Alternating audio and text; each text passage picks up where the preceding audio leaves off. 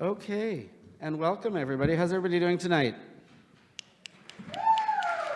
We are a small but mighty crowd, right? Thank you. Well, we all know Fran. So I think actually we're going to call Fran up for the beginning. Actually, you're Am I calling you up first? calling me up first. Ladies and gentlemen, the Right Reverend, I don't know, I'm Catholic. I don't know. I'm recovering Catholic, I apologize. Hi, everybody. Nabucco, ladies and gentlemen. Hi. Toao, bienvenue, Pitagwe. Assalamu alaikum, irashaimase, willkommen. Welcome to Facts Over Fear.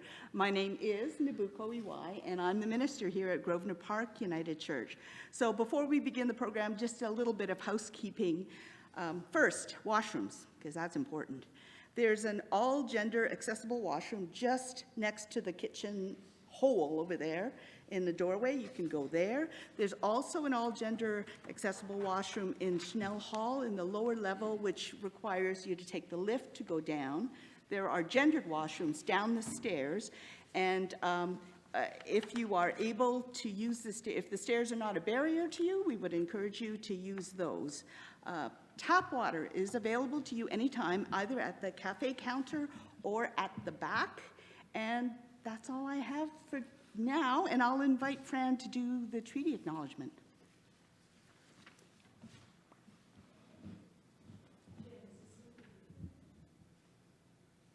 No, as long as you give a shout out to Treaty 6 and the homeland, it's all good. Please, though. You got this. I got talking and I forgot. Now I gotta find them. Just say it from your heart. Say it from my heart? Yeah. Those are the Okay, best. I'm gonna Those are say the it from my heart. There's 6, this is Treaty 6, and we are on Treaty 6 land.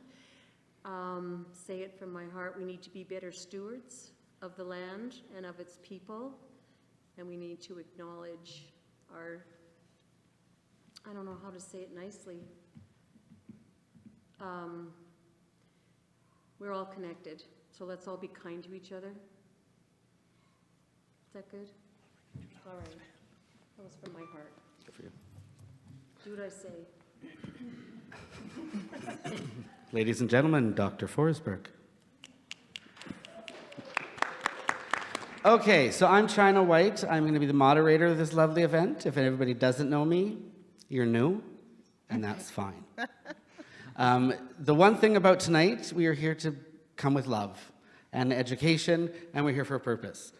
We are here to open minds, open hearts, open some spirits, open some eyes, and just have an open and honest communication between everybody, okay? During the day and any other day, Nabucco is in charge, but right now, I'm Big Mama in this house, so I have some rules too. If there is anybody that feels the need to start swearing or doing something inappropriate, you can take it outside, and I'll meet you there right after the show. I may be old and blind, but I will still whoop you, okay? We are here for love and some peace. If you guys want to grab some water, grab some water. If you have a question, come on up and say something. Not onto the stage, please. Maybe just down here in a corner. Fran was going to get a mic, and Fran didn't. Dr. Forsberg dropped the ball on that one. Or the scalpel, I'm not sure. So we are going to start with an exceptional panel of exceptional people, and we're going to start at this end, and they're just going to introduce themselves really quickly and just tell you who they are, just to start with, all right? So we're going to start with the ever-beautiful Jamal. I'm Jamil Sawaya. Can you hear me? Jamil Sawaya. I'm a family physician who provides gender-affirming care, as well as emphasis on queer sexual health and general family practice. My name is Silas, and I am trans, a 15-year-old trans. Oh, yeah, I'm 16. Listen, I just turned 16, okay? I kind of forgot. 16-year-old. You're not at the right age to forget. No. 16 years old, trans male. Good evening. Hello. Oh. Can you hear me? Okay. Hi, my name is Caitlin Cottrell. I'm the Executive Director of Saskatoon Sexual Health. Coming here tonight to talk about sex. Hi, my name is Blake Tate. I use he, him pronouns. I'm a queer and trans rights activist in Saskatoon and sort of in the surrounding area, and a member of the Saskatoon Pride Board. Hey, nice to meet you. Tanchikuauanush, bonsoir, Auntie Jen Altenberg, Deshnikashun, Lima Chifnia. I'm a graduate of the Saskatchewan Urban Native Teacher Education Program, and I've had the honor and privilege to be vice principal of a beautiful school called Oskayak High School. And I'm also an educator for almost 15 years, and my pronouns are she, her. And I'm a mom and an auntie and an accomplice to gender diverse people. And I'm Craig Neely. I'm really happy to have all of these folks join me up here today. I've been a lawyer since 1982, and a little rattled when I saw the poster that said there was a legal expert. I just meant to help Fran, not be an expert. That said, when I reflected, I've spent the last decade and a half spending a lot of time thinking about the role of the Charter of Rights in a free and democratic society. And even though I've thought about it in the context of criminal law setting, I think there's a lot that applies across to the setting and the questions that are on minds this evening. As to who I am, apart from being a lawyer, I'm cisgender, 5 weeks away from retirement, and I'm a he and a his, I guess. Yes, there we go. Thank you. Sorry, I forgot my pronouns. She, her, and I am in a polyamorous relationship with a non-binary individual, and my meta is a trans man. Oh, and meta means partner of my partner. Okay. All right, so we're going to start with something sort of simple, right? We all know what's going on right now with the provincial government and the argument that we are having with them. So why don't we just start with asking the broad question of what is the notwithstanding clause? Yeah, okay. Everybody look at the lawyer. I enjoy the look everybody gave him, too. No, I think to come to an understanding of the notwithstanding clause, you first need to think about sort of our Canadian Constitution and how it's developed. And so up until 1982, which is when the Charter came into effect and when I started practice, our Constitution was found both in statute, so there was a British North America Act that talked about division of powers between federal and province, and so education is on the list for, that's the province's bailiwick. And we had non-statute sources of constitution, conventions. And so one of the conventions was that amongst the three branches of government, Parliament was considered supreme. And so moved to 1982, and the question then of whether we should adopt a charter of rights and freedoms for our society was the question that was grappled by politicians. And so court-enforced rights don't come from our British tradition, which gives us parliamentary supremacy. Court-enforced rights are, I would say, more an American concept. And so we, in 1982... Oh, I think we're losing you. I think you need to get close to the mic. Yeah, okay. It was good. Yeah.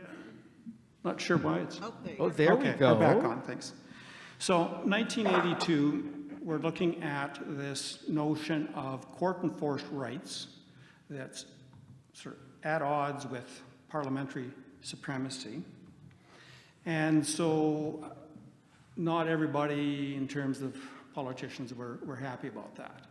And so in all parts of society, we talk about compromises. And so the framers of the Charter, first of all, put in a section 1 that says all of these rights are subject to exception where you can demonstrate that there's a reasonable need to override the right. And so an example of where that comes into play today is government passed a whole bunch of regulations, health regulations around COVID. They trampled on people's rights under the Charter. But courts have chosen to uphold those laws because they've said that's a reasonable measure, there was a need for them, and so governments were able to demonstrate why it was reasonably necessary. So that's one outlet that's there. Another outlet then that came for anyone that looks at history out of something called the Kitchen Accord. And as near as I recall, it's a reference to an impromptu meeting that happens in a kitchen on a hotel suite in Ottawa where they're negotiating whether or not to have a Charter of Rights. And in that room is our Attorney General of the day, Roy Romano, the Attorney General of Ontario of the day, Roy McMurtry, and the Attorney General of Canada of the day, Jean Chrétien.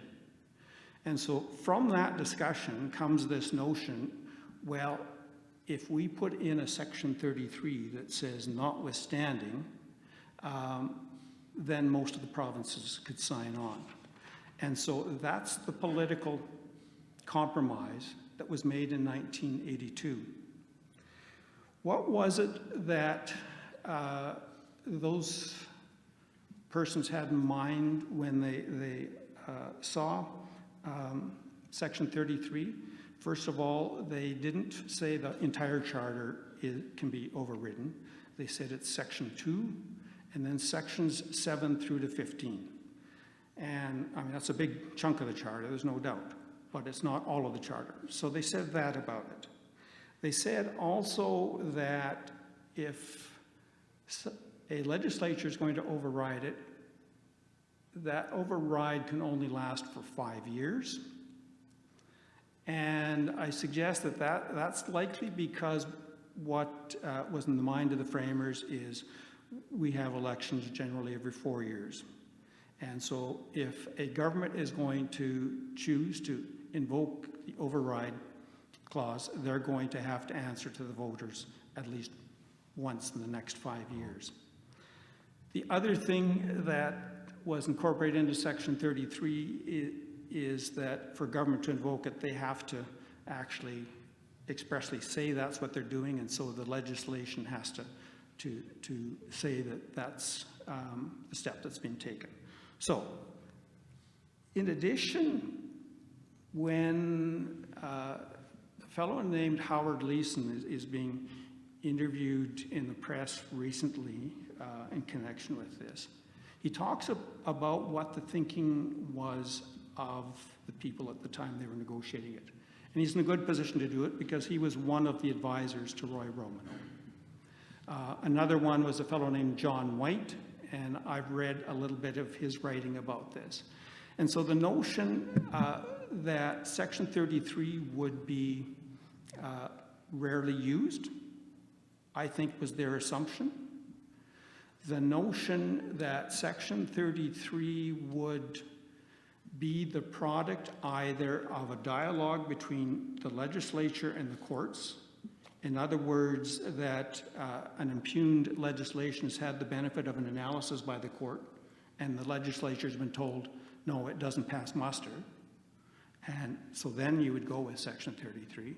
The other sort of assumption I think that was made was that Section 33 would be utilized only when the legislature had thoroughly examined the concerns, had consulted, and said this is the best compromise we can come to.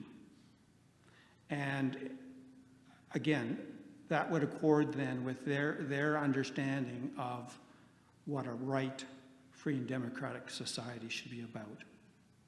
So, Section 33 came with the charter, and Post-1982, it's probably been invoked over 60 times from my reading.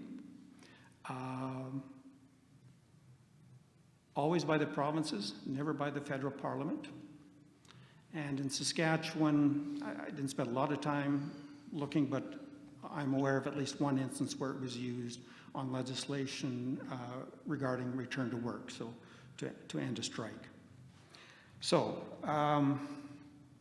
that's section 33. The other piece of the charter, if I can, China, that I think is important to keep in mind at the date of when the charter was drafted is section 28. In section 28,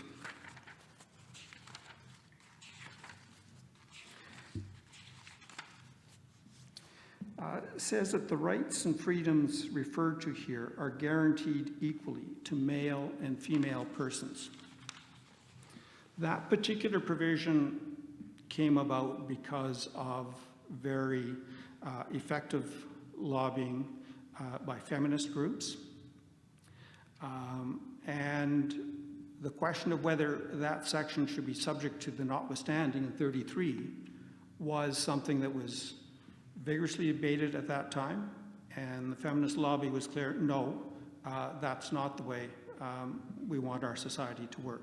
And so as a result, section 28 is not one of the sections that can be overridden by the legislature. I would observe, though, that it comes with sort of an unfortunate restriction in language. You'll note the language is very binary in nature, so male and female. And the questions that confront us 40 years later require us to find different language.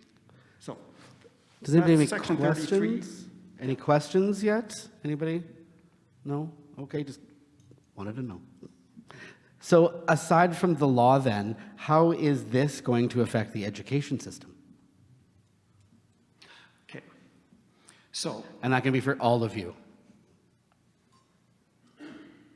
can I say a little bit about By all that? means, yeah. Oh yeah. And that's because we've had Saskatchewan litigation over the last couple of months. So it starts in August when the province announces a policy, first of all, about parental consent for students under 16. So that's a policy. That policy is then challenged by an organization named You Are Pride, and it's challenged in court, and it's challenged on the basis that that policy infringes Section 7, which in the Charter speaks about our right to life, liberty, and security of person. And that, to me, yeah, that's exactly where it goes. And it also infringed Section 15, which is our right to equality. And again, you can understand why that would be there. You Are Pride initially asked for an injunction against the policy being implemented. To do that, you need to demonstrate that there's going to be irreparable harm to those impacted by the policy. And You Are Pride, as I read the case, did an incredible job of marshalling evidence from experts, particularly from Simon Fraser University. There were a couple of academics, and also from there was a third academic. So all in terms of peer-reviewed research about what impact it has when youth are denied their ability to identify them true selves. And also then around what impact there is on those youth in transition when they do not have supportive parents and family. And so with that evidence in place, the court said, you've met the test. There will be an interim injunction. This policy will not be enforced until there's been a final trial over this matter. The province responded then by Bill 137. And so Bill 137 is an amendment to the Education Act. And again, under our division of powers, the province has the right to deal with education. And it basically flips that policy into legislation and again says parental consent required for persons under age 16. It also then says we override the Charter of Rights, we override the Saskatchewan Human Rights Code, and we can't be sued for damages. So that's the legal impact in terms of education. Can we hear from the teacher? Actually, from the SCIAC, I just have so many questions to ask you. In regards to an educator and somebody who has children, how is this impacting you just as a teacher alone? Like, what are you hearing from students? What are you hearing from people? Thank you so much for that education and sort of that timeline. It's helpful to me as, you know, someone who wants to understand the legalities of this. And, you know, I am, as a teacher, abided to follow the Education Act, like those are my professional responsibilities. But because I'm also an Indigenous woman and a Michif woman, I have other natural laws and kinship laws that I need to abide by as well. And so the impacts that the policy has had on me as a human, you know, has been really challenging to sort of navigate with students. And when the policy was announced, everybody sort of kind of freaked out about it, but then just said, we're going to continue to conduct our business as usual with our children, because I really believe that teachers weren't consulted within this policy, and they're missing a huge component of the humanness and the work and the life promotion work that teachers on the front line are doing. And so at OSCIAC, our students were outraged, and so were our teachers, and so were our parents. And we just felt that because when we say things like every child matters, and we want our Indigenous students and families and stories to be told, when we also include gender diverse people, and we really mean every child matters. And so, you know, I will always walk into the fire, regardless of what people think I should or shouldn't do. And when people ask me as an educator and as a mom and as a woman to show up, I'm going to do that. And so I love many gender diverse children. I've raised them. I've visited them in the hospital after suicide attempts. I've talked to them on the 24-hour chat groups. I do gender-based violence research and work with youth and community because they didn't get that education in schools, specifically Indigenous youth. And I think it's my responsibility as a woman and as a relative to talk about this and to not just say we have to follow policy. Policy has never been in favor of Indigenous peoples, and so I feel like this is just another way for us to continue to decolonize and to really stand in solidarity with each other. And I think that's all I got. Say. Okay, so why don't we hear from a student? How is this impacting you?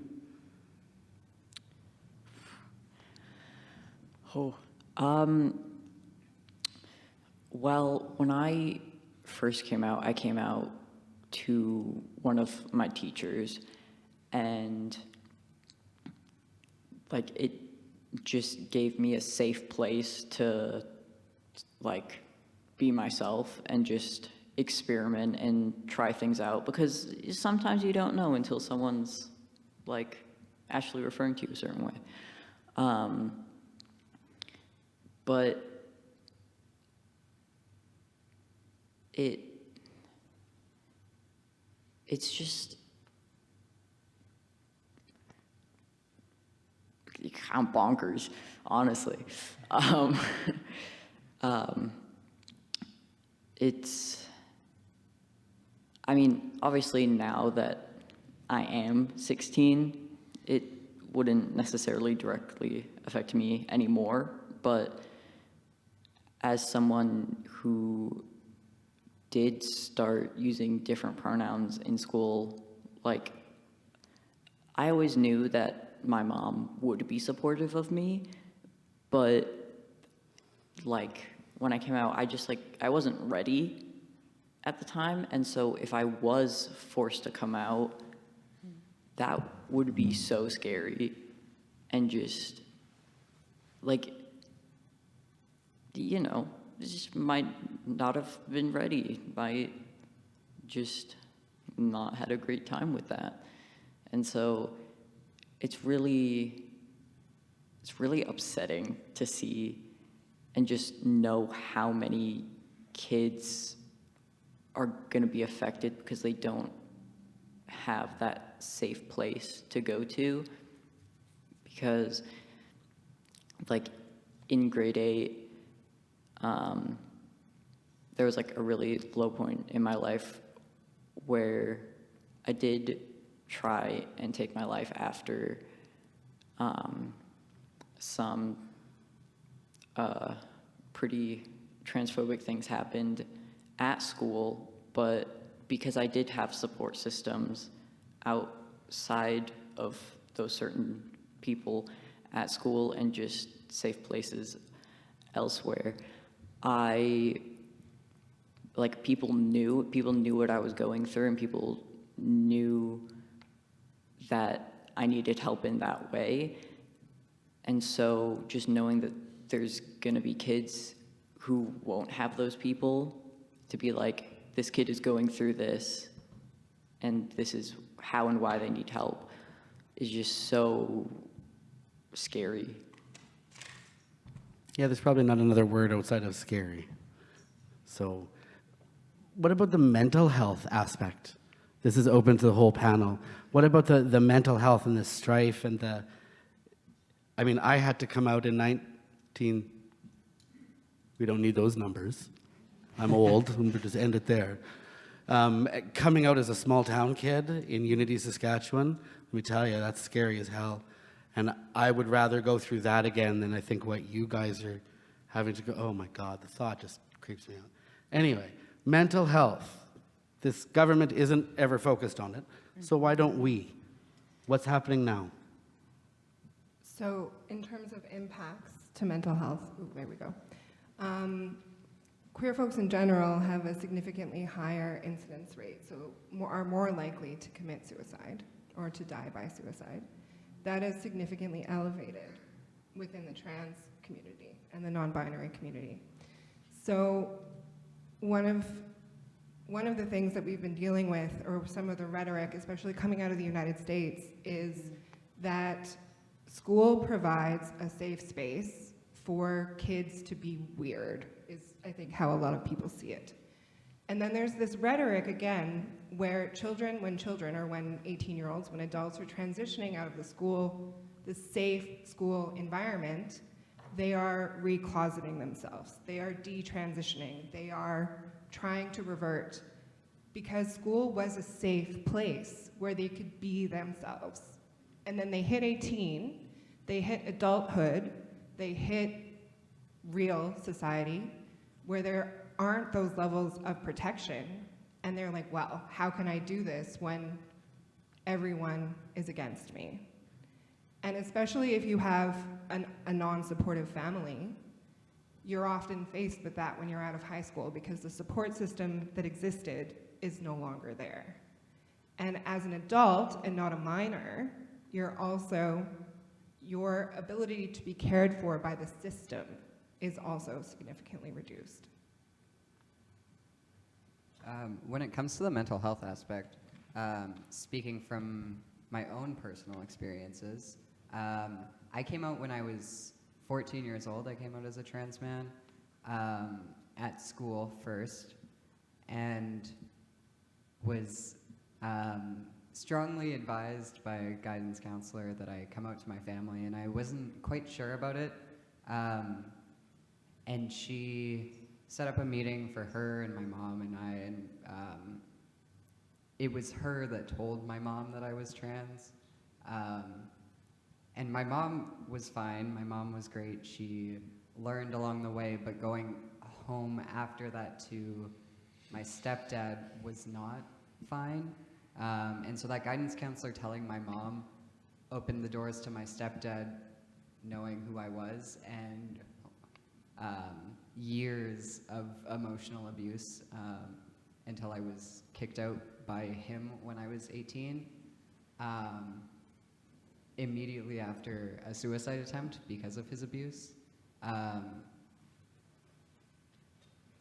The mental health aspect is huge in this. We will lose queer kids if queer kids are outed to their families who are not safe. And even if it's 1 in a million families, that's still 1 in a million kids, right? Like 1 kid dead is 1 kid too many. 1 kid being abused is 1 kid too many. I don't want any kid to go through anything like what I went through, and that's why I'm continuing to fight against this. Scott Moe and his government have said they won't enforce this legislation. And so I have applications in to speak to the school boards about this with my own experiences in the school boards, because if he's not enforcing it, then neither should the school boards. So one of the things, or one of the most depressing things I think I've ever come across in looking at sort of trans history is what they call the terminal date. And so an average North American person will live anywhere between up to 75 to 90, usually. So the average lifespan of a trans and non-binary person is 34.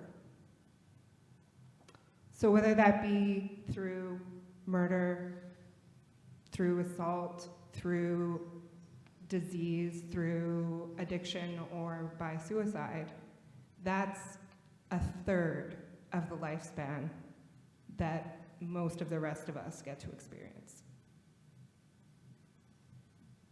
Does anybody have any questions at all? Oh, I'm blind as a bat. Okay, good.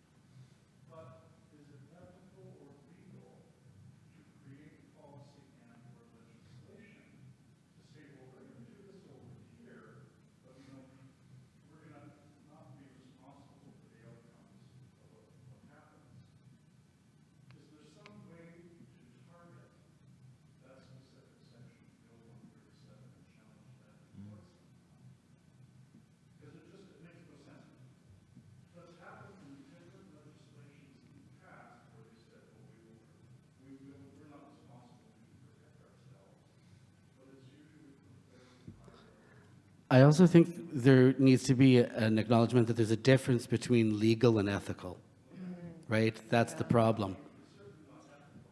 No.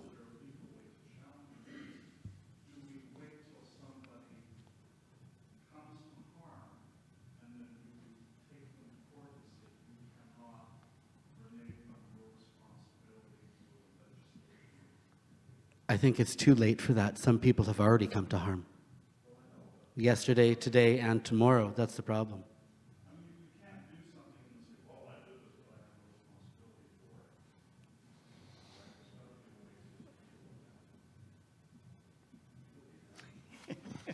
We have a legal expert, one sec. Yeah. I met a new friend tonight, and I said I have hope in young members of the legal profession. And on the face of it, it looks like it is the end of the story. But what if a young lawyer is able to mount an argument that Section 33 needs to be applied in a reasonable way. And so in other words, that it be the product of a process where all of the considerations have been explored and some compromise having been achieved. And if that's not what's happened, then ought it, Section 33, the override, be allowed to stand in terms of the Education Act. I think there's potential for a young creative lawyer to take that and not wait for there to be the actual loss. Because the statistics tell us that harm is going to happen. And as China says, it's already happened. Mm-hmm. So that's one angle I think that might be taken. Another, back to that Section 28 and its limiting binary language of male and female. But thinking about our communities and I would suggest, significant pockets of toxic masculinity, could we say that that policy unduly impacts young males? And if so, can they invoke their Section 28 charter right to say that that override is ineffective as against young males? Again, a young creative lawyer with courage, I think there is hope to have further legal exploration around those questions from a legal perspective. And as I said, there is no debate morally that to say we know there's going to be harm, we don't care, and you can't sue us. There isn't a moral grounds for that. Any more questions? Craig, I'm sorry to hear from you, but it's my understanding too that there was something in the use of the clause that they couldn't use gender, but they also couldn't use culture. Is that correct? Because we have two-spirit people, so does that not wipe that off? Or could we just, I'm sorry, the police officers are here, get rid of all, not in that way. Section 28 just deals with male and female. But in terms of Indigenous communities, there is also provision in the Charter that preserves Indigenous rights. That's not subject to the override. So again, the young creative lawyer might be able to give it a go that way as well.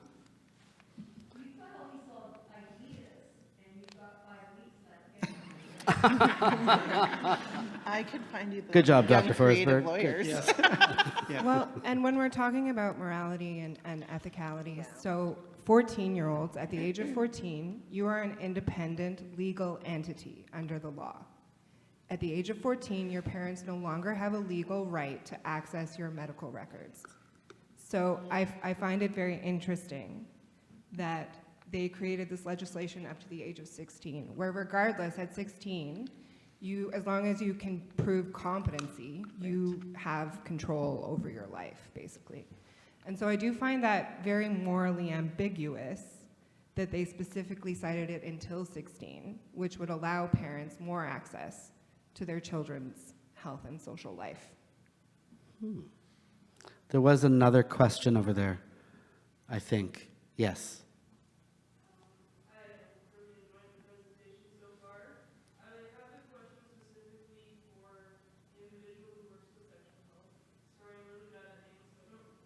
Caitlin.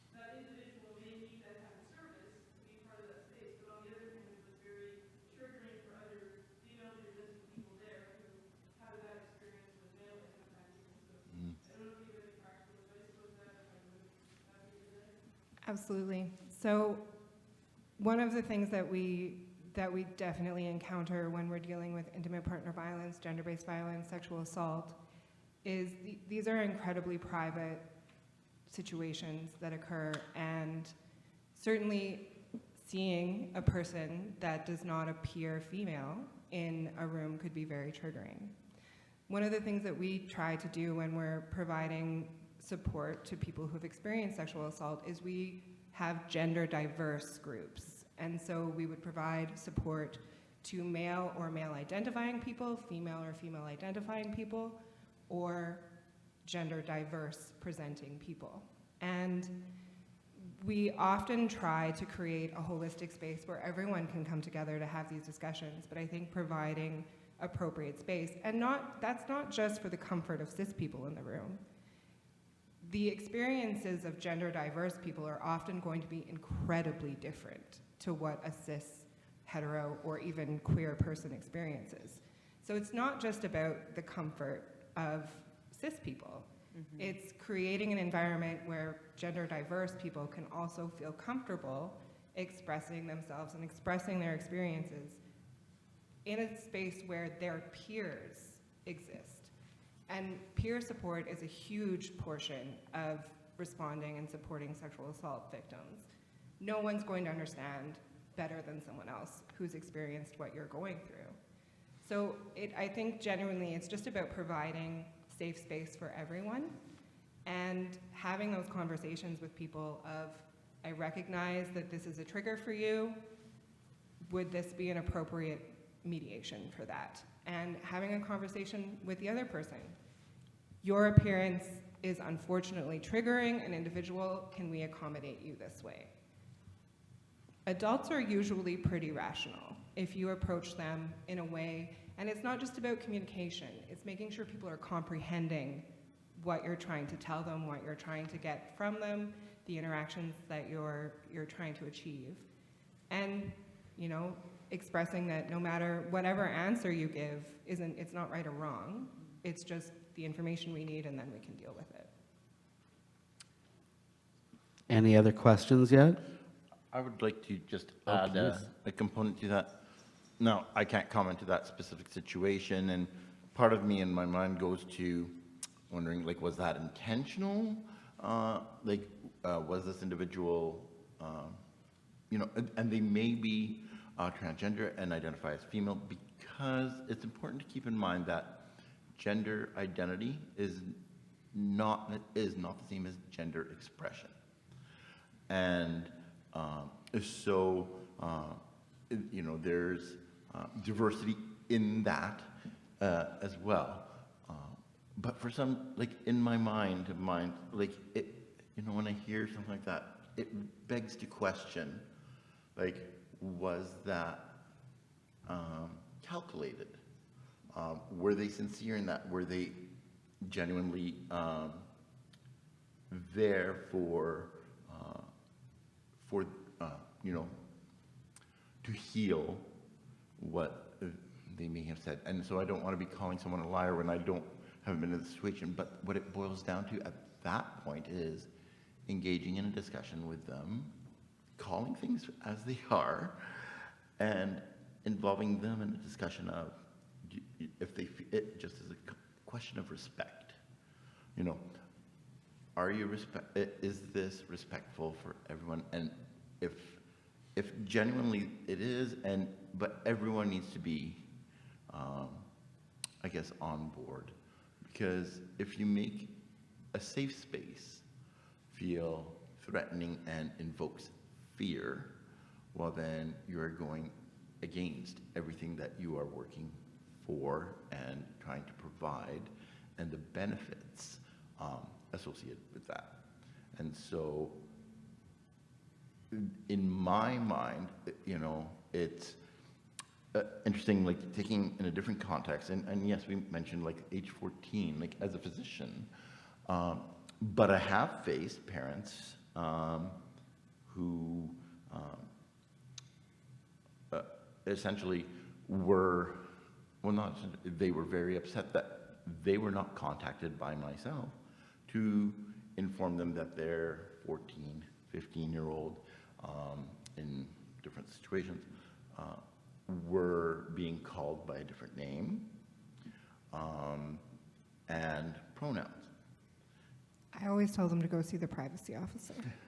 And you know, and so I you know, approach it from the aspect that, you know, there's also mature minors as well. That becomes a little, you know, gray area. But,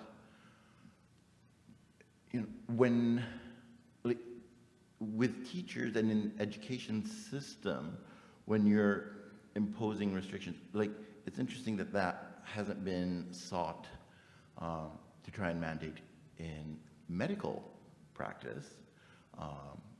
First of all, it just wouldn't stand, but hopefully. But it's interesting that in the system of education, where there's more public expression, where you know, those whom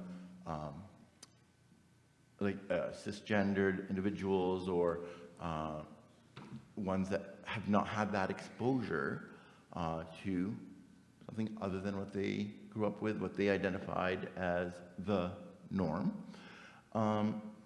So that's the opportunity for growth, and through education is how we dispel essentially prejudice. So I feel that by limiting gender expression and identity in the school educational framework, we're perpetuating prejudice. We are, well, at least we're not working towards combating it. So, whereas in medicine, I've taken a note, and the first thing that we do in medicine is first do no harm. What I have seen and has been and is causing and will cause harm. So I wonder sometime about my role and what can I do. So it's stemming from is that, can I challenge this in some way by stating that, you know, if I don't, like, I have an obligation to first do no harm. If I don't advocate for my patient who is below the age of 16 and having harm done onto them, and I am not doing something to stop it by maybe trying to say that, no, like, you need to respect the individual's name and pronouns because you are harming them, and if I don't speak up against it, then I am failing in my oath and also my responsibilities, you know, to protect the public and serve the public. And that would raise a College of Physicians and Surgeons issue then. So there seems to be a dichotomy there, and you know, with that, it's just, you know, I feel like I've been put in as a physician, not as an educator, although in medicine we educate, ideally. So for harm prevention, you know, like, how come there's a double standard, essentially? And why can I not intervene to prevent that harm? Yes, I'm sorry. Yeah. You mentioned gender expression, particularly when we were talking about that person that was mentioned. Yes. What happens if it wasn't calculated Mm-hmm. and it was really some restriction for an answer and there is no peer group that's the person because they've got Right. So what happens then? I'm not the expert in that, but what I would question is coming back to that topic of and general consensus of respect and respecting the space is, is engaging in an honest and like open discussion with that person, maybe not amongst the group, but just stating that, can we revisit this? Can, genuine, sincere, we want to provide you support, but this is just, it's caused a little bit of discomfort. Would you understand if we had a discussion at another time and came up with an approach, just an understanding for us to understand how we can make this a safe space for everyone, including you? So, because that's the other thing, is you don't want that individual who is whose identity is female but his expression is male to fall under receiving anger, hatred, and vitriol from the those whose identities and expressions are female and feel threatened by a male presence. I think from a service provider perspective, if you are not able to fulfill a person's need within sort of a usual structure, it's your responsibility to create a care plan with them. And it's very rare that you wouldn't be able to find a peer of some kind. As much as COVID was really awful, one of the things that it did do was it developed a network of virtual care.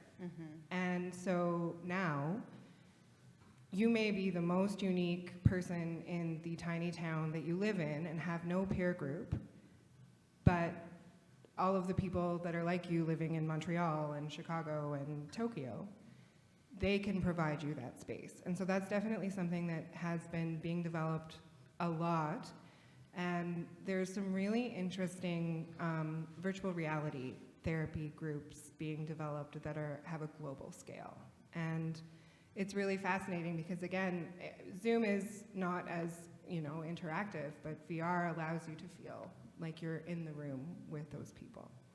So it's not easy, but navigation and system navigation is always possible. It is up to you as a provider to be able to go that extra mile.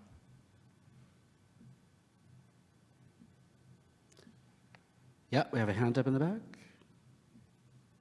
I'm just wondering, now that the legislation has passed, what are some of the creative ways that, or discussions that teachers and educators and perhaps the teachers union are having to respond to that particular legislation? So right now, all third-party or most third-party organizations that provide sexual health education are banned from provincially run schools. What is really important for people to understand is that federally run schools do not fall under this legislation. So all reserve schools that are funded by the federal government do not fall within this legislation. So not only are we, Saskatchewan Sexual Health, Regina Planned Parenthood, being banned or have been banned from presenting, but organizations like the Sexual Assault and Information Center have also been banned from presenting in schools. So this is an organization that often comes into high schools especially to discuss things like consent, boundaries, healthy relationships, but also providing workshops and care to adolescents that have experienced sexual assault.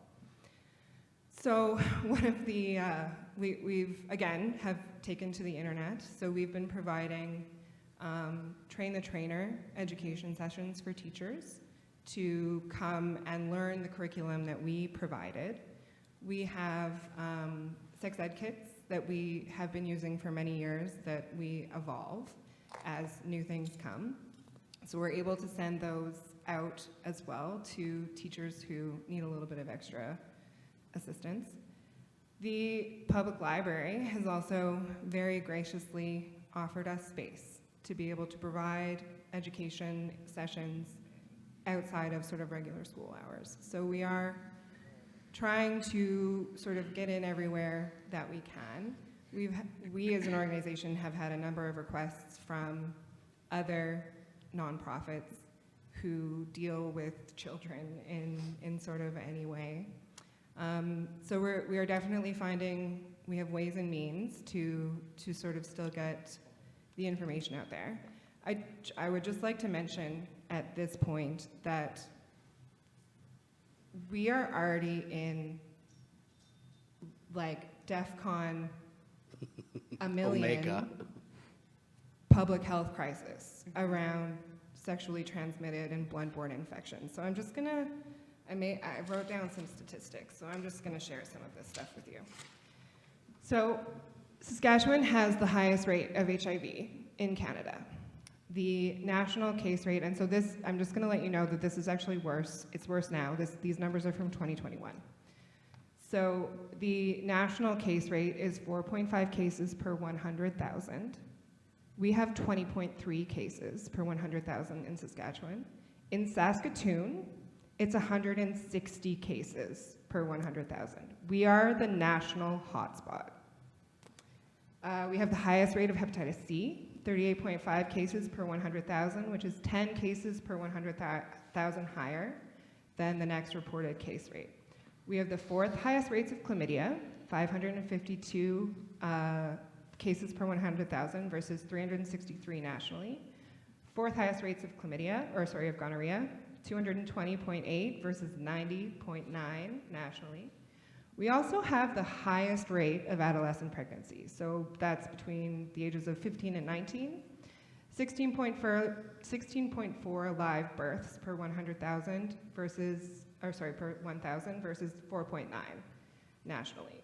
And that is just the tip of the iceberg, because syphilis is the dragon that we can't kill.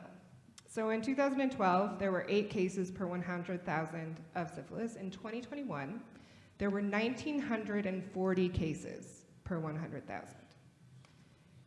Between 2017 and 2022, syphilis rates increased by 1,700%. Between 2019 and 2022, there were 68 recorded cases of congenital syphilis and 10 stillborn births due to congenital syphilis. In 2017, there were 7.5% of cases were in women or female, in biological women, in females. 92.5 were in men. By 2022, over half of the cases of syphilis were in women. So this is, I don't even honestly know what to say. We are in a crisis, and these are things that kill people. HIV and hepatitis C can cause morbidity and mortality. We are dealing with a crisis of unknown proportions. There have never been this many cases of congenital syphilis ever recorded in Canada in 2023. So we're in trouble. We are in trouble. And by banning comprehensive sexuality education, this is only going to get worse. Children are now not receiving any education except for what is in the standard curriculum, which is pretty minimal. And in the Catholic school system, they are still receiving abstinence-only based education. So we are sending a new generation of young adults into the world with no idea of how to protect themselves. And it's not just about disease, it's about consent, it's about communication, it's about how do you have the tough conversations about contraception, about how to keep each other safe. And many teachers will do this very, very well. For some, it's completely out of their wheelhouse and their comfort level. I had the most amazing public health nurse in my grade 8 class. She brought a tote bag full of, we call them woodies, phalluses that you use to practice condoms on, and told us a story about how she'd been pulled over by the police on the way there. A very young cop who saw the giant tote of condoms and wooden cocks in the back of her car and was like, you know what? Just go.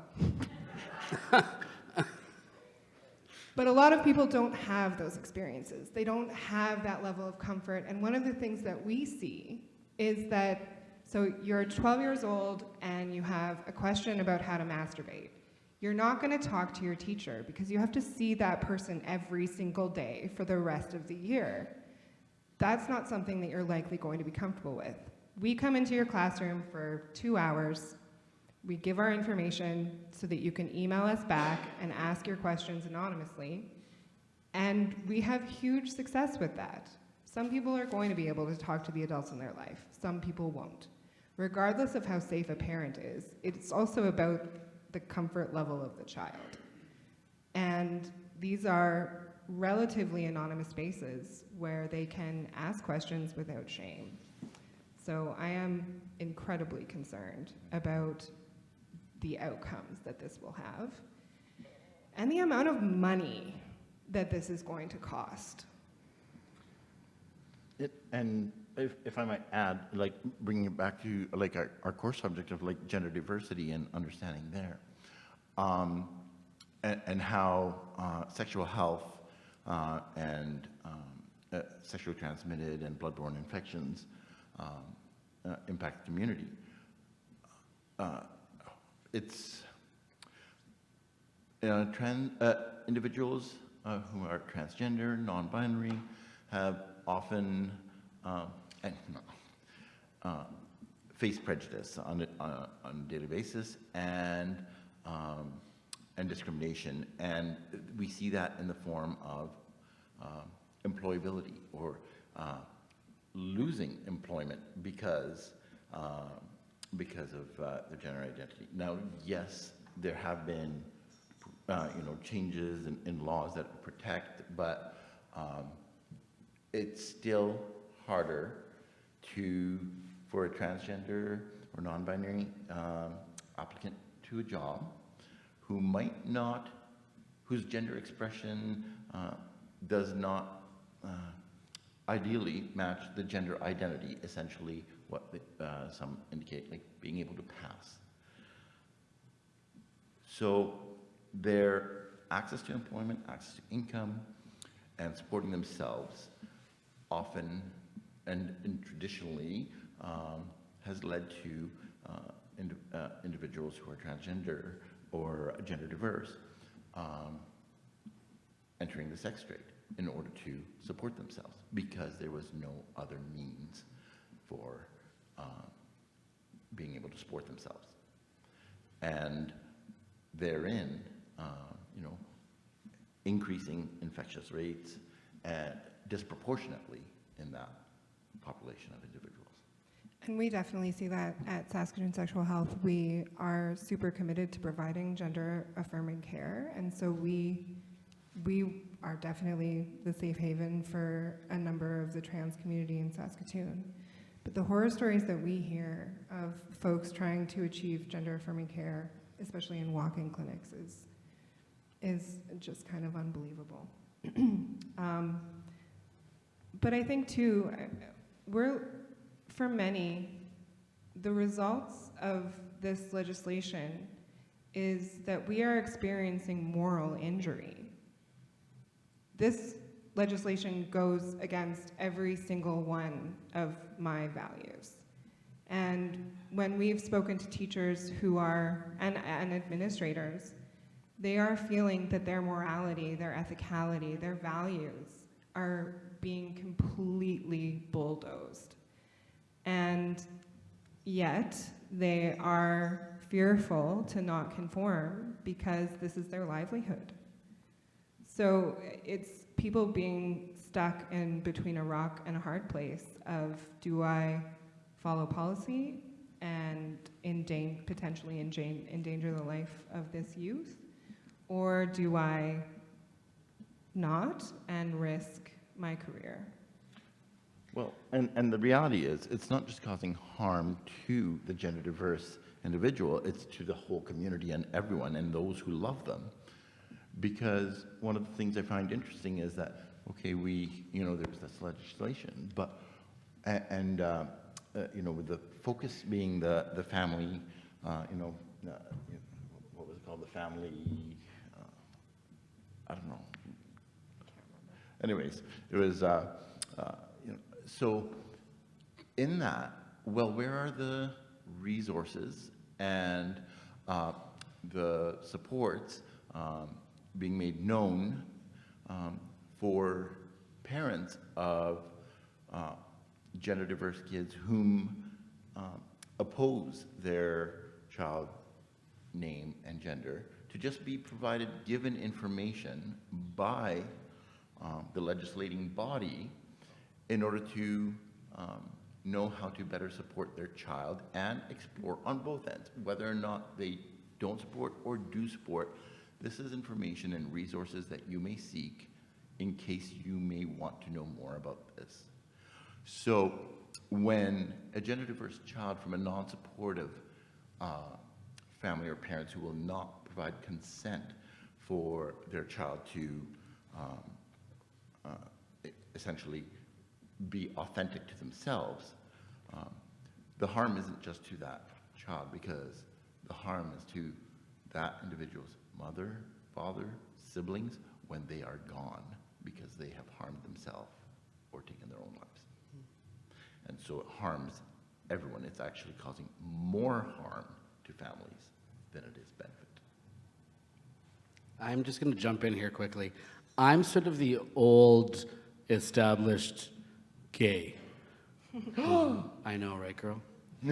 And I went through the AIDS epidemic, and the lives we lost over the fact that our government didn't care, refused to acknowledge that we needed the medications to save these lives. The hospitals wouldn't even let us come up and visit. Nurses weren't even allowed on the floors to clean. We used to have to go up to some of these wards, if they were even letting us, just to clean. 3, 4, sometimes 5 days of human filth in bed. And we cleaned them because our government didn't care. And we buried more people than I care to tell. I stopped counting at 100. And I'm only 46.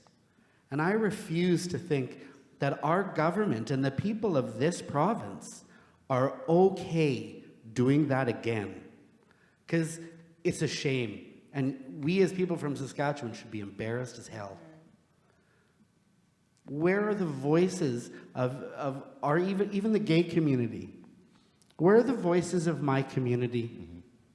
I'm not hearing them. I'm not hearing people in leadership roles standing up and saying, screw this. I'm sorry. Where's our mayor? He should be louder. Where's our city council? Why are they not fighting? Where's the city of Regina? Where are all of the people, all of the mayors, all of the government officials who are just finally fucking tired of this shit?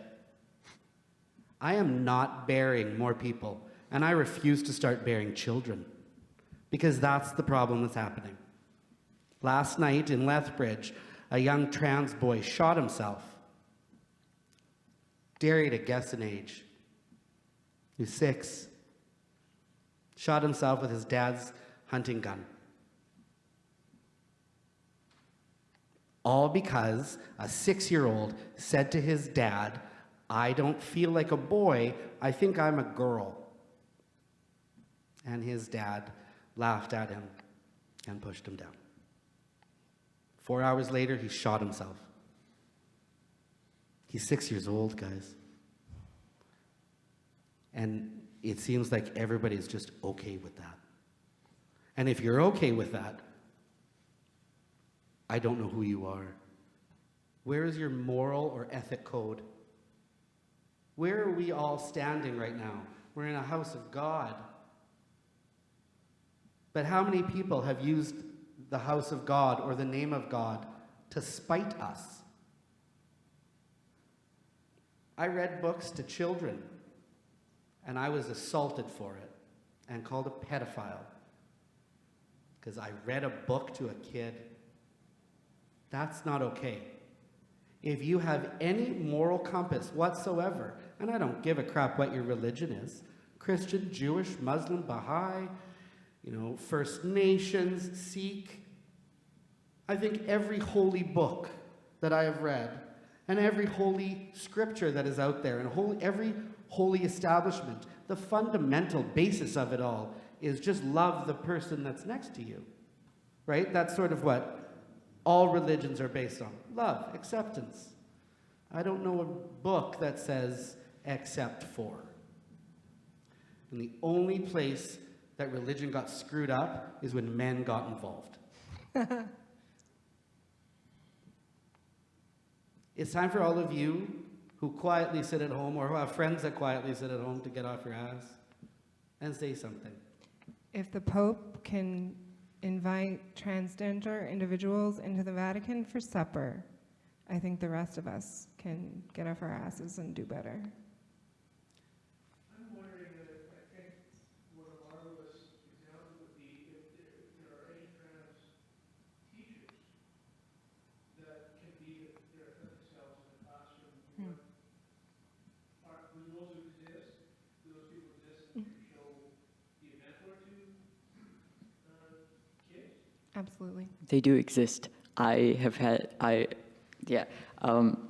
Just as an example, I've had 2 substitutes, and who are, oh, and then there was also,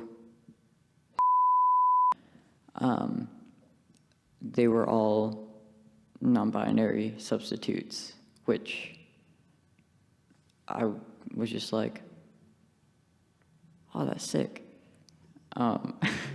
Because, and it was also just really nice seeing everyone around the classroom just also being like, okay, cool. And just, it was like, it's like, yay. I'm seeing a lot more people that I know who are trans individuals going into the teaching field, which is so exciting. When I was a kid, I didn't know that trans people grew up. I didn't know trans people could be adults. I was amazed the first time I met a trans adult. It kept me going for a long time, seeing a trans adult. Seeing Laura Budd specifically, a trans woman from Saskatchewan. It's so important that trans kids see trans grown-ups. And it's so important that queer kids see queer grown-ups. I had a queer teacher and I was mind-boggled. And I'm not that much older than you, Silas. I'm 24 and all I got was one queer teacher that was open about it. And that was my solace. Having any queer people in a school that are adults is vital to kids surviving right now.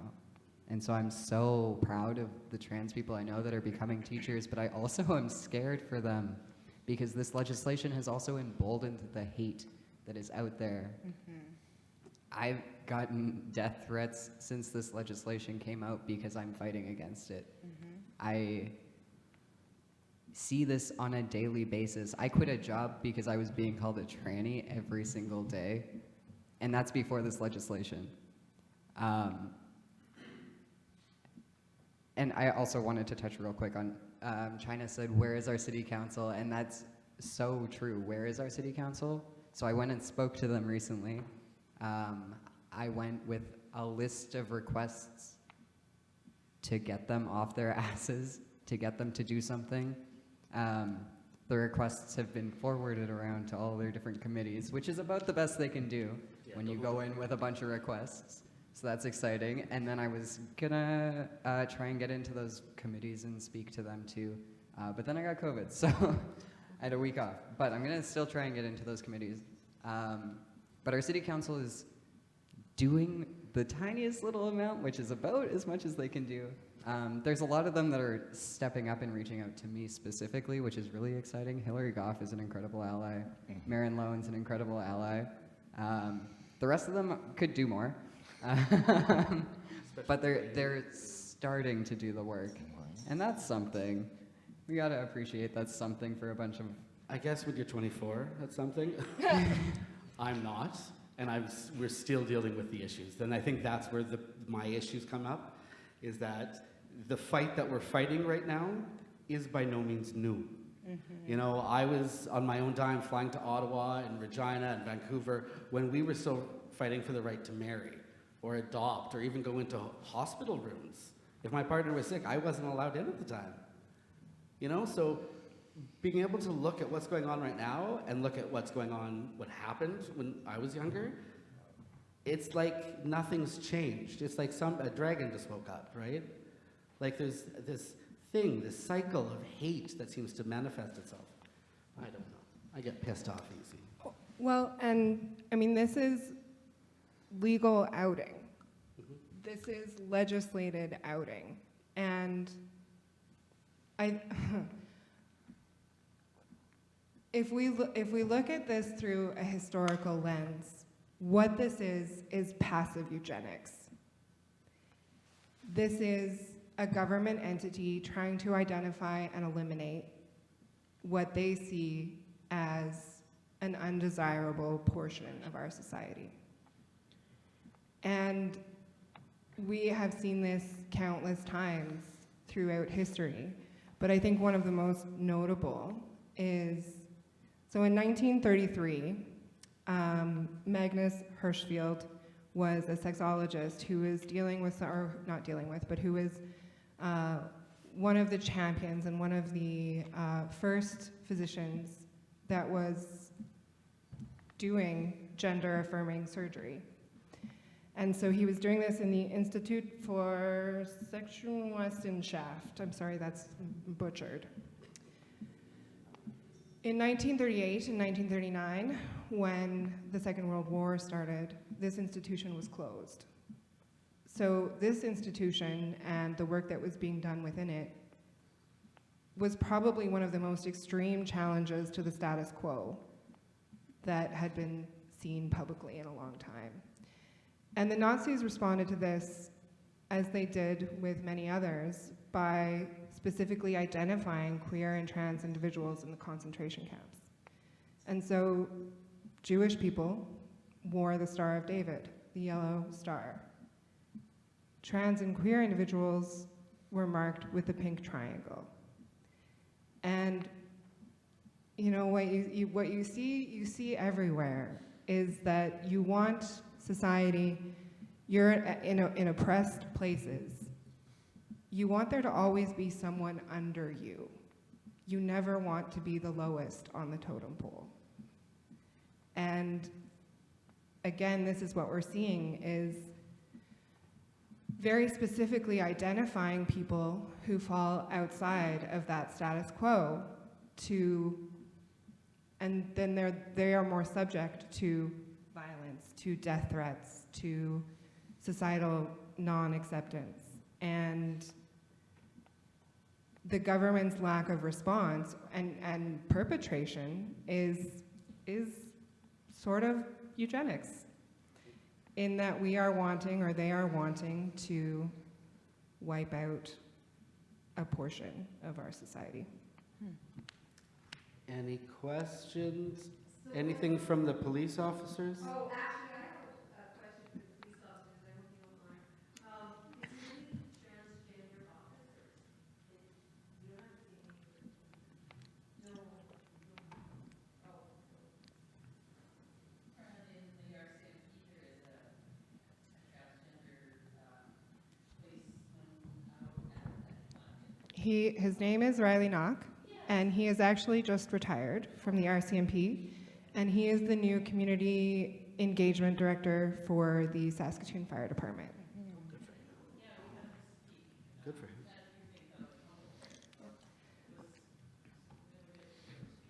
He is a very wonderful individual. So what else can we do as community? I mean, we organized demonstrations. Blake has been very vocal about getting on government. I don't know if you're like you. So what else can we do? Vote. Vote. Vote. So 2024, November 2024, there is a federal, provincial, school board and STC election. Vote. That's what you can do to make change.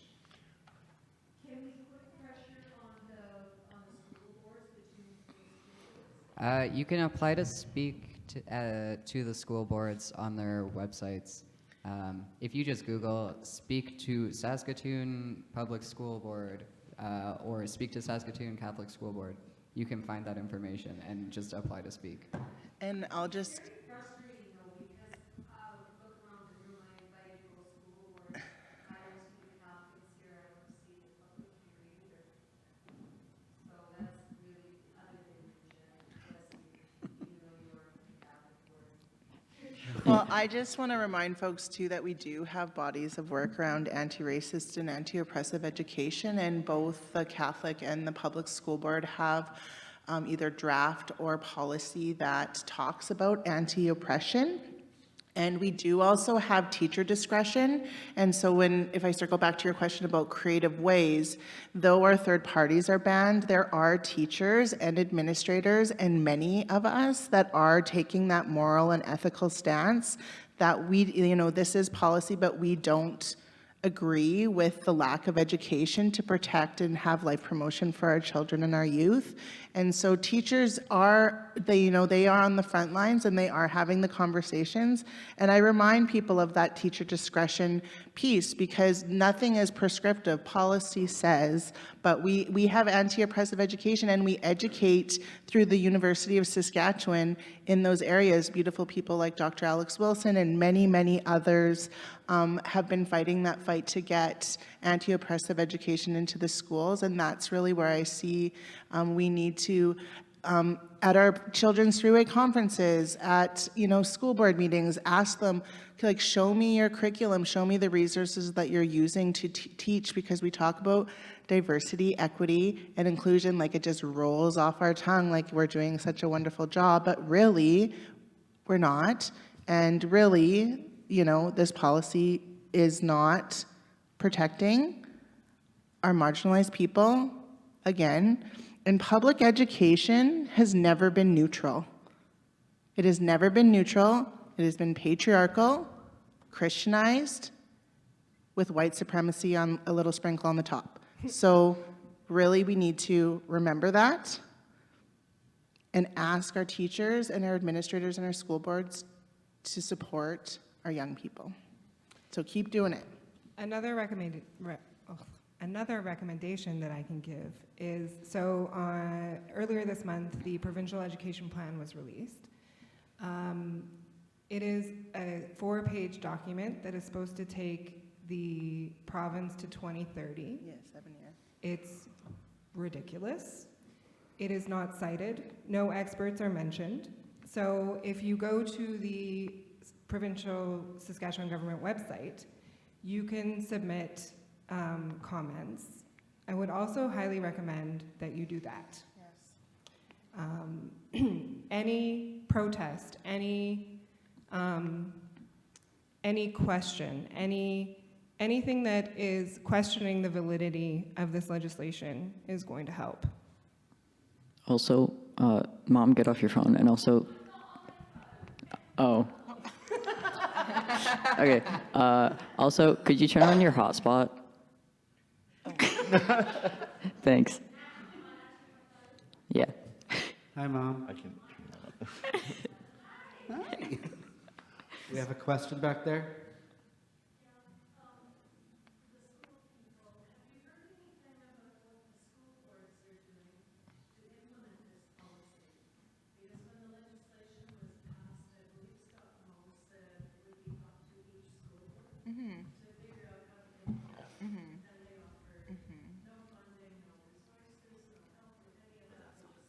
Well, we've been, fighting with them for funding for a little bit. So, sometimes it's kind of hard knocks here in public education. We're underfunded and school boards are doing their best. But I have seen examples, and I'll give you one. We, with the City of Saskatoon, Oskayak, and some other, both the school divisions had organized and written a grant actually through the provincial government to talk about human trafficking and just the issues around human trafficking. And we're bringing in a play, and the province funded it, and then the policy came out, and then we're like, oh crap, like this is, if we take our students to this, we're already defying the policy. It hadn't even been a hot minute. And like we have written, I've seen superintendents write for special requests for things, and so there are ways that they are being supportive to ensure that, you know, it's just not like absolutely no. And a lot of my colleagues, you know, they do want to do the right thing, and there's so many that, you know, are using, you know, and writing goals around like how can we be supportive, how can we be advocates. I've been saying like, well, let's take support a little further and just actually accept. Like, you know, like it's just like, so we as administrators are allowed to sort of give our feedback to some of the drafts. Like there will be some things shared, I'm sure, by both school divisions. And so I just, my teacher friends and I and my administrator friends and I, like, we give pretty great feedback. Like we're not just sitting in the room and everybody's quiet about it. Like people are standing up in front of their colleagues with tears in their eyes saying like, I'm not doing this. And so I just want folks to know that, you know, we're pushing the boundaries as much. Like it sometimes is you know, you worry for your job, but like some people have said like, I'll lose my job over stuff like this. Sometimes I think like, just because I've, you know, walked many paths, like, you know, you get the threats and we can't live in a society of fear. We are called as people to disrupt the status quo.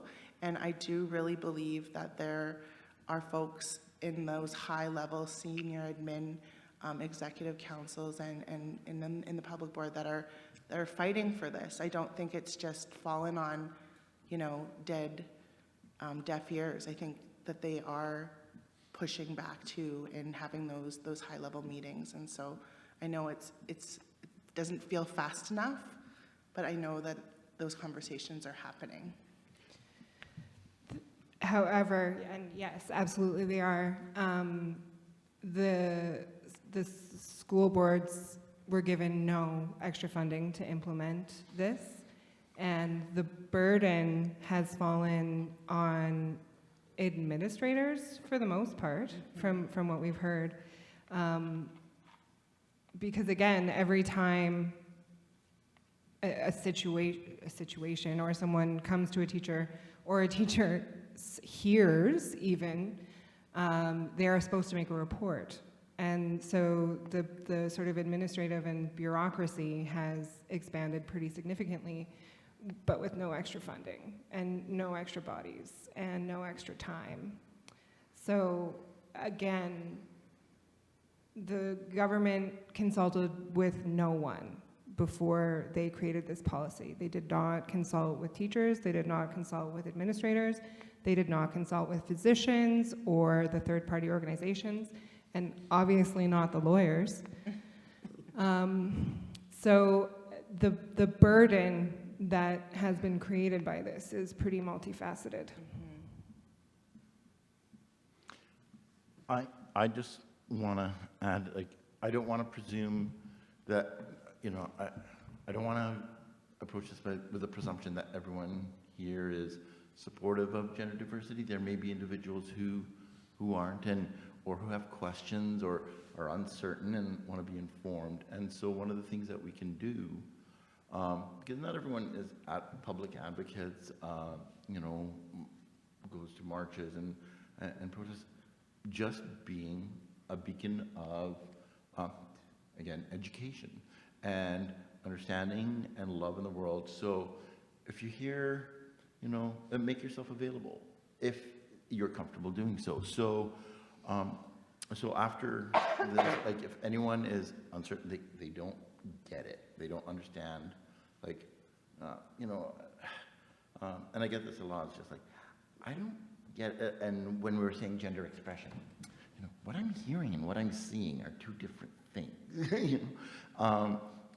or they just, some, so there's many reasons why some might struggle with understanding or accepting or knowing about gender diversity. So after this, if there's anyone who just has any questions, doesn't get it, would like to talk or ask something, I'll be around for a little bit, just come up to me and just say, so I don't get this part, or can you tell me a bit? And then even just like with family members, who hasn't been around like grandma or grandpa or someone saying like, oh my, and we're like, oh, well, I know a bit about this. Like, what's your concern? Ask me. I might be able to tell you something. Like, just getting the dialogue started. That's not gonna. We still need to do the advocacy and everything, and I think public displays of anger at the time and angst.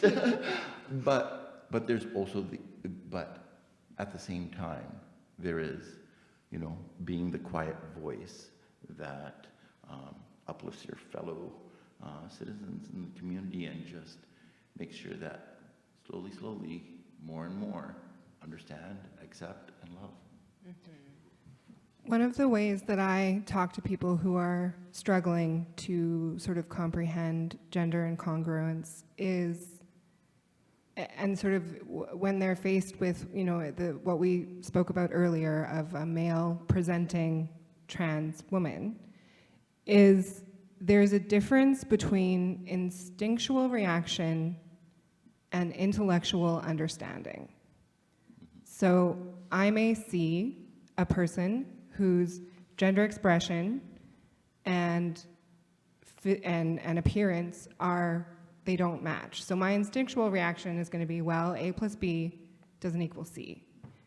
My intellectual and emotional reaction to that is to understand that each individual is able and has the right to express themselves in the way that works for them. And so my intellectual and emotional reaction needs to be to believe them and to act accordingly. And for a lot of people, that seems to click in that, like, your instinctual reaction may never change. We are conditioned from birth. We are in a binary society for the most part and conditioned from birth to see men and women. And so that instinctual reaction is likely never going to go away. But what you do with it and how you manifest it is entirely up to you. And people can change. I'm just going to be very open about it. I was 31. I was over to going into medicine, and I must admit, I was transphobic. I'm now a gender-affirming care provider as a physician. I went to the Gay and Lesbian Medical Association conference, and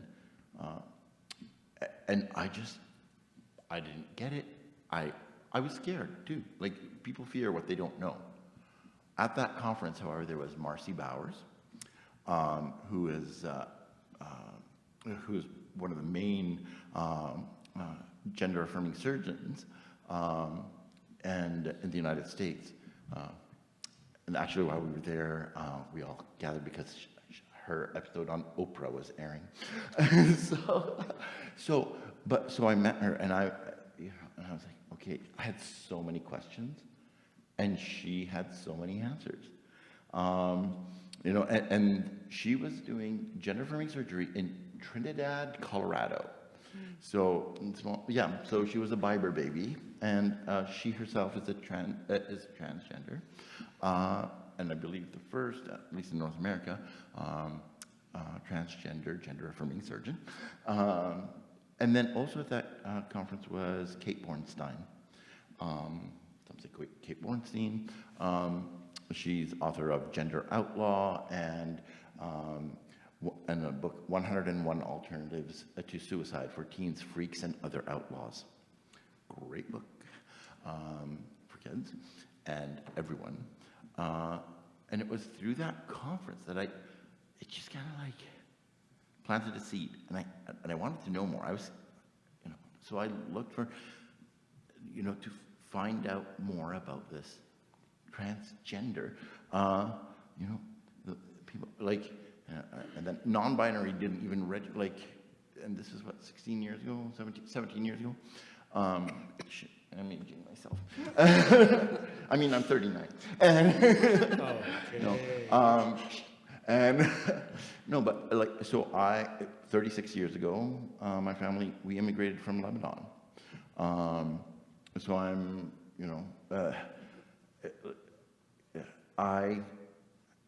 even with that, so I struggled with being gay myself, and it's sad that 2023, I'm like the only openly gay family physician, and I believe the first, and see, I know of others, but not openly, so, I'm gay Lebanese Mormon. So, like, I'm an oxymormon. Walking oxymoron, sorry. I always make that joke. Or I was. The gay and Lebanese still rings true. But, if I could, with all the biases and prejudice that I had, and unfortunately we still have, minorities will have prejudice towards other minorities. Like, in the gay community, I think there's been a struggle to embrace, bisexual individuals. Like, I remember now it's fine, but like back in the late 90s, early 2000s, it was like, oh, they're a fence sitter.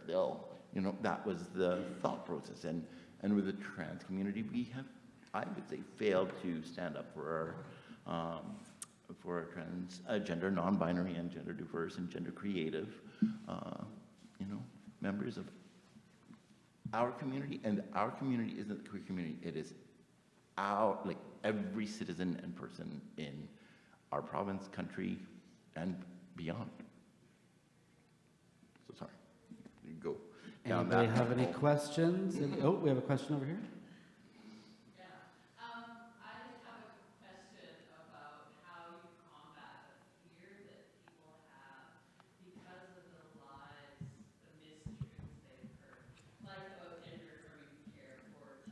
Mm-hmm. And about teachers, who are, convincing kids to be transgender, like, that they're untruths, they're lies, and people are afraid of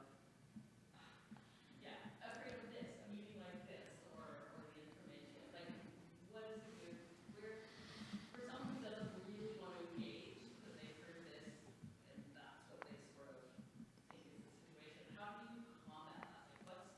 Is there like a website people can go to, or like what are some good resources for people who maybe will give you the chance to say, I don't think that's right, and this is where you can get some good information.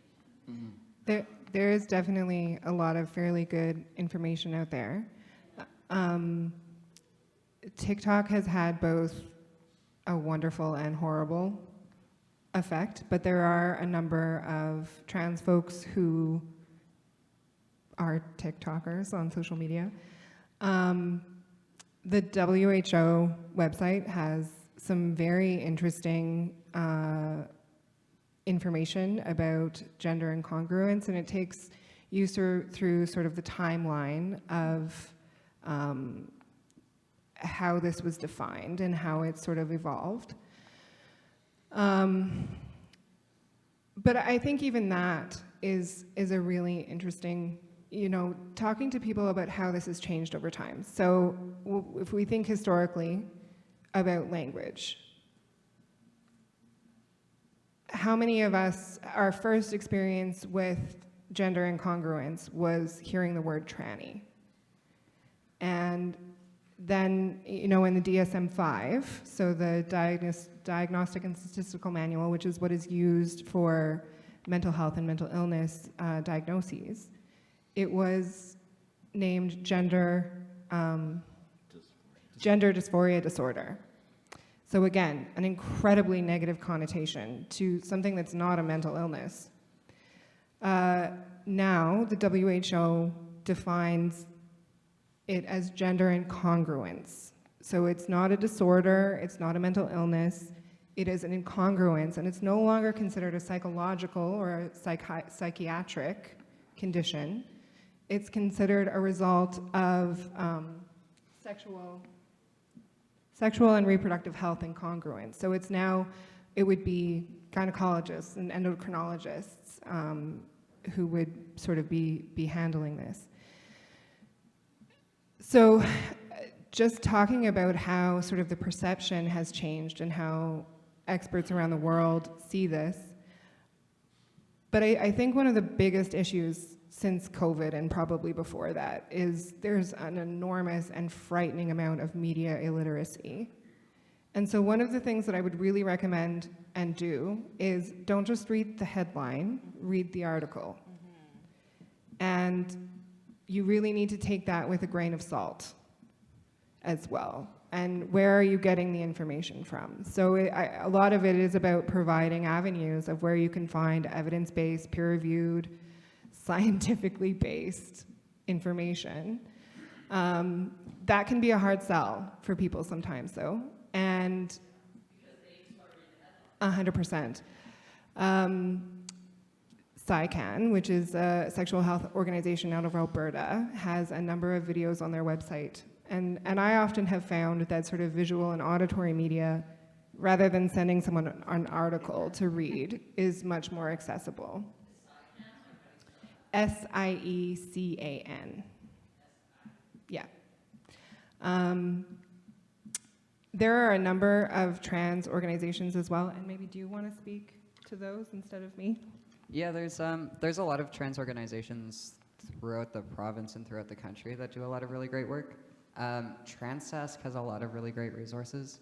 Their trans health navigators have a lot of information on trans health specifically in Saskatchewan. But when speaking to the sort of false news and the untruths of the world, I think that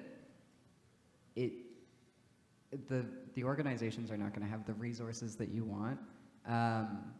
Speaking to those untruths, a lot of them right now are about SOGI 123 and sexual orientation and gender identity education, and you can see all of their resources on their website.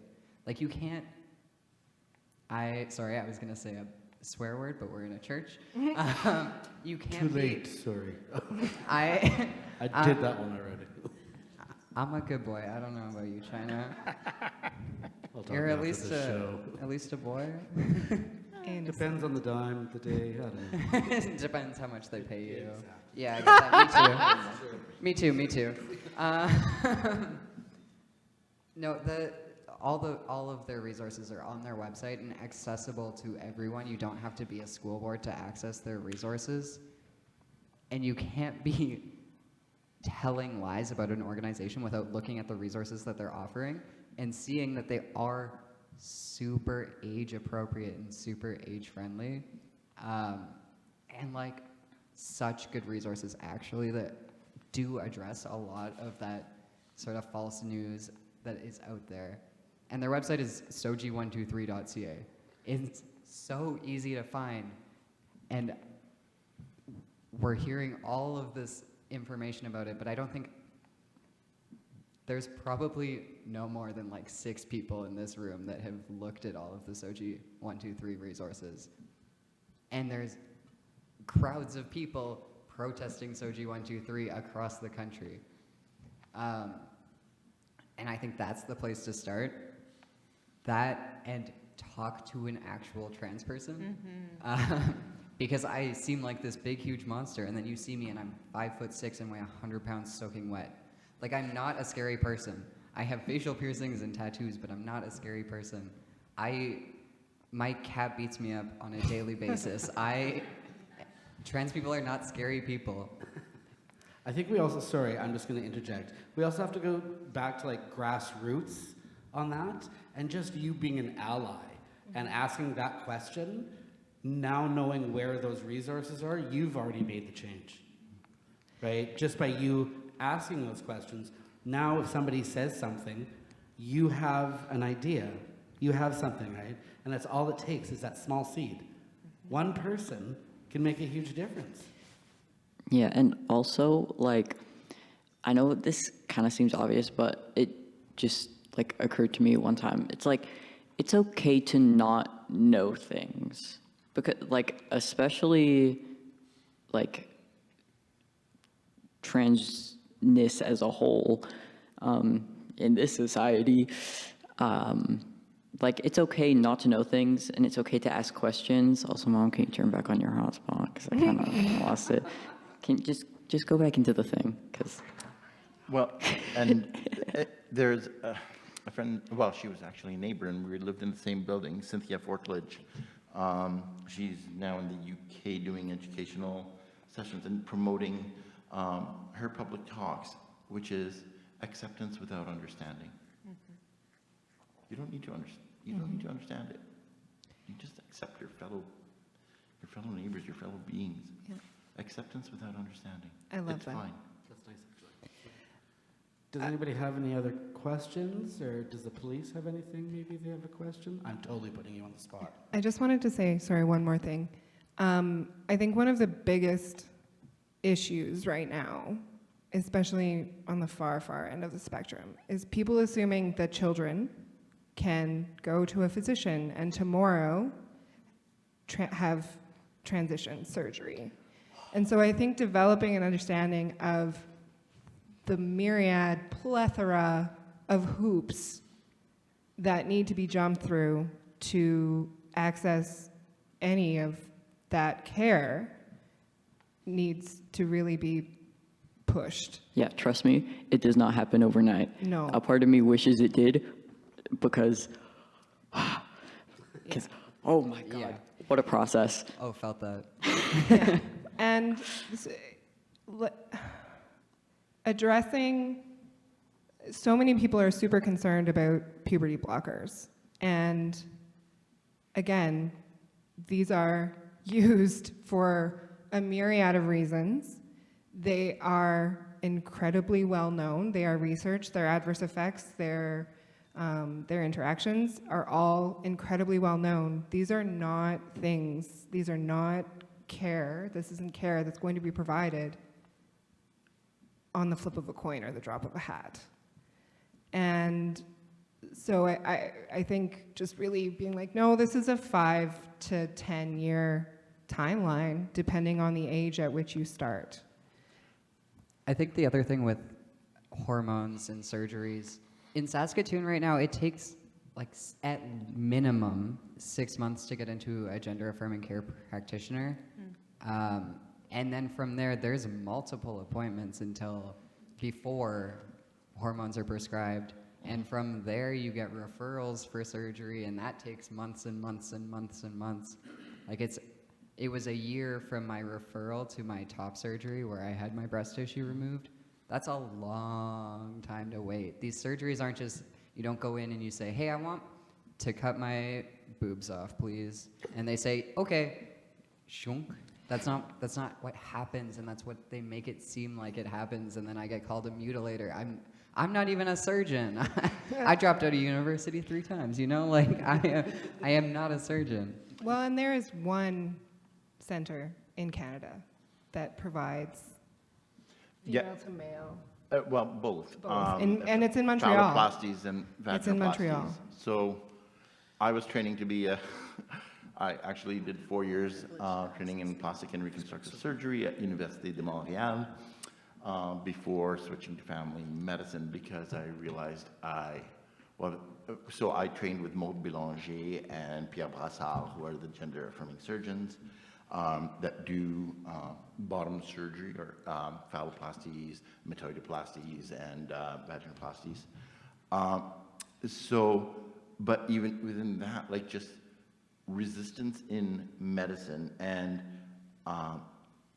my colleagues in plastic surgery and supervising physicians knowing that that is the direction I was going in made it like there was the harassment and abuse ultimately resulted in me leaving plastic surgery training a year before finishing, so in my 4th year. That, and I also realized I wanted to be present in the lives of patients more than a day in the life of. I felt I had more to offer.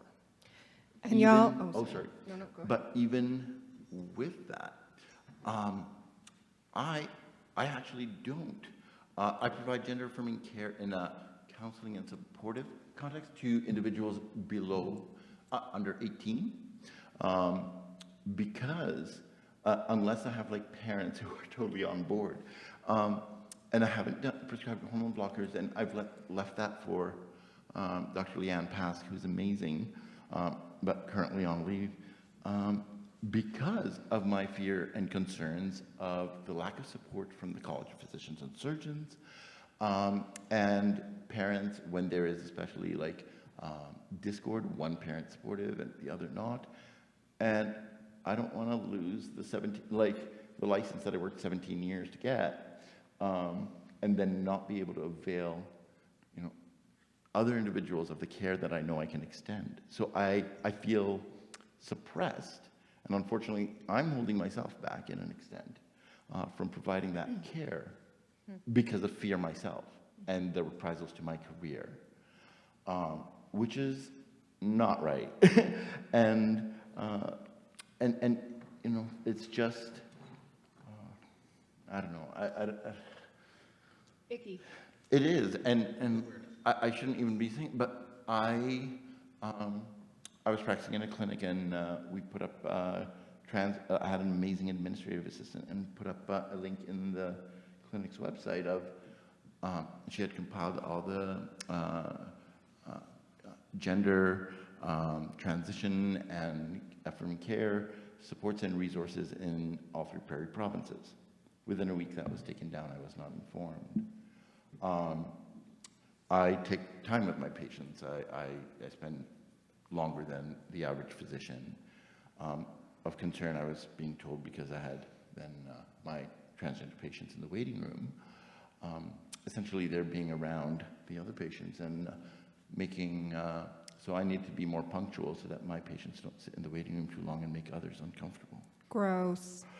And furthermore, then I had my, so I was, by providing care, focusing on quality of care, not quantity of care, and having patient, like, trans, non-binary, gender diverse, and creative patients who have had years of trauma and lack of adequate health care, I'll sit and spend the time with them. But the way that the government remuneration system for physicians, it's a fee-for-service physician, we're paid per head, not for how much time we spend with them. So I wasn't generating enough income for the clinic, was part of it. And so my contract was terminated, but however, in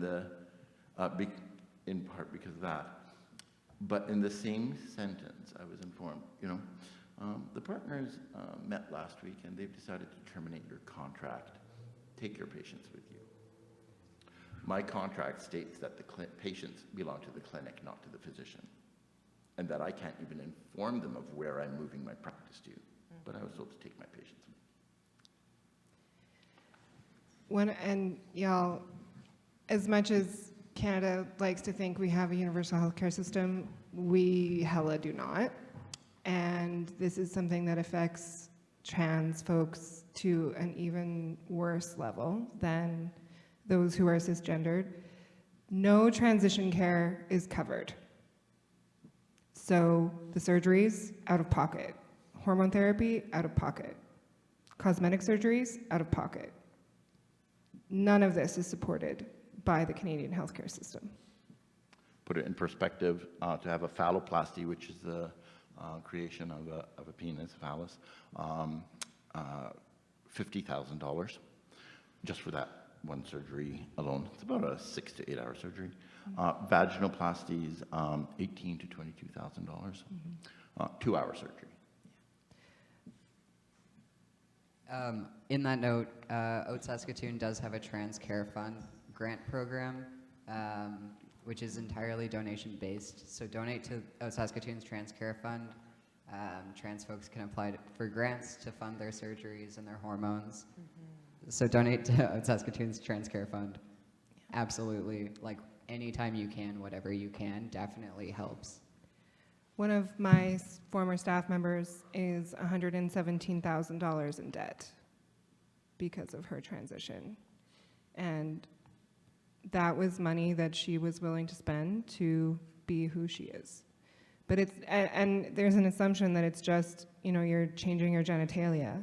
She's had hair replacement treatments, and often folks who transition male to female also have to have extensive hair removal done. So this is not cheap. This is one of the things that always boggles me, is people think that it's a choice, that your gender is a choice. And I don't know anyone who would spend $120,000 on something that wasn't imperative for them to be who they are. I don't think most of us just have $120K lying around. And it's not just about the money, it's also who would choose to be in a position where you are subject to so much prejudice and hate. You know what, actually, I had lunch with Riley the other day, and he talked about how he used to, especially in the RCMP, a very patriarchal, very colonistic organization, how he would sort of bring people into some form of understanding. And so he would say to them, if I paid you $10 million, would you live 24 hours a day for the rest of your life the gender that isn't yours? And universally, everyone said no. That I would not, for the rest of my life, exist as a man, because that's not who I am for $10 million. And I think that that really helped sort of a light bulb moment for some people of, there's no amount of money or things that could make me manifest what I'm not for the rest of my life. But that's what we're asking trans people to do, is to exist in a body and a state that isn't theirs. And it's not a preference, it's Exactly. an identity. So, and that's something I had to learn, because I thought I was being so inclusive, like 10 years ago, and I was thinking, oh, what are your preferred pronouns? I needed to learn, it's not their preferred pronoun. Like, they're not preferring to be a different gender. They are that different gender. It's their identity at the core of their being. So, it's not chosen name, it's not preferred pronouns, it's, what's your name? What are your pronouns? Period. End story. And what does it matter to anyone else how someone lives their life when it's being authentic to themselves? What's it to you? What's it to anyone? They're not imposing on yours, you're not imposing on theirs, but you are imposing on theirs. Like, why does it matter that your neighbor, friend, someone is living an authentic life for themselves and happy? We should all be promoting happiness. Yeah, since this is something unprompted that people have said to me, like I started tea in July of this year, so it's almost been 6 months. But something that teachers have said to me when I've visited them when coming back from summer break, or just friends, my mom's friends, just other people around, have said that I seem so much happier than I was when I last saw them. And I definitely am. I am so much happier now. Even before, well, I guess, no, I was really sweaty and gross, right away. And, yeah, God, I could go on and on about how gross I am now. But other than that, even before other changes started happening, I just felt so much more confident to exist, just because I knew I was finally getting what I needed in order to be myself. And I wouldn't be surprised if colleagues of mine prior to that, because of, trans youth or trans individuals struggling with depression, anxiety, all of it stemmed from, not being able to access the care and be themselves, are readily prescribed antidepressants and or a medication for that, and that will help fix their depression, anxiety, etc. I have been astounded by how many, pretty much all my patients, once I start providing hormone affirming therapy, aren't on the mental health meds. They're just being themselves. That was the cure. All right, so I think we're going to wrap it up tonight. I just want to thank everybody on the panel for being here. The fact that we're doing this says a lot, and the fact that people are here listening and engaging is a beautiful thing to see. So I really want to thank everybody for taking the time tonight to come out, even smelly you. Welcome to being a boy, sunshine. It gets stinkier and stinkier. My husband's in the crowd. He is. Anyway, I just want to thank all of you for showing up as well. The fact that you guys were willing to come out on a night and listen to something that you may not know about or wanted some information, but just the fact that you're here and willing to listen says a lot. So I just wanted to say thank you very much for everybody for coming tonight.